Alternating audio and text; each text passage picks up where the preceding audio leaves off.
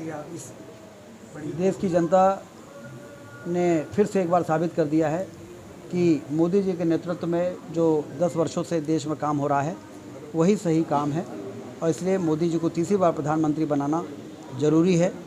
ये जो जनादेश सामने आ रहा है वो उसी का प्रतीक है, और लगभग 300 सीटों पर भारतीय जनता पार्टी के नेतृत्व वाली जो एनडीए है उसको बढ़त मिली हुई है।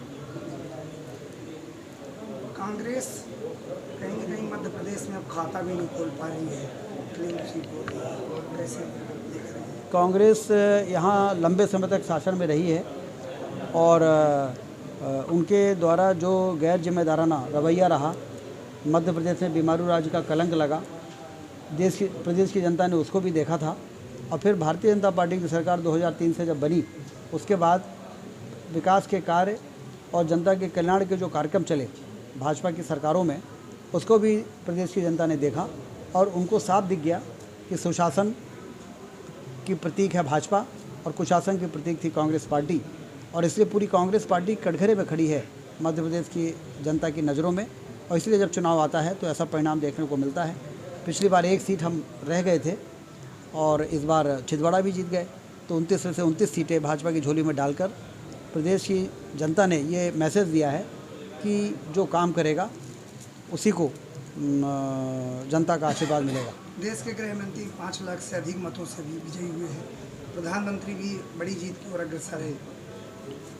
उनके नेतृत्व में पूरे देश में जीत हो रही है, मोदी जी के, अमित शाह जी के, नड्डा जी के नेतृत्व में। तो उनकी जीत तो हम सब मान के चल रहे थे कि एक तरफा जीत होगी, और उसी प्रकार के परिणाम देखने को मिल रहे हैं। तो अपनी ओर से मैं बधाई देता हूँ।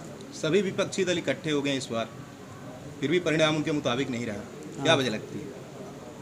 अब वो क्या है कि उनके पास ना तो नेता है, ना नियति है, और ना नीति है, और इसलिए इकट्ठे तो हो गए, लेकिन देश की जनता को मालूम है कि यदि इनको बहुमत मिल जाएगा तो देश का भट्टा बैठा देंगे ये लोग, और जो बना बनाया काम है वो बिगड़ जाएगा।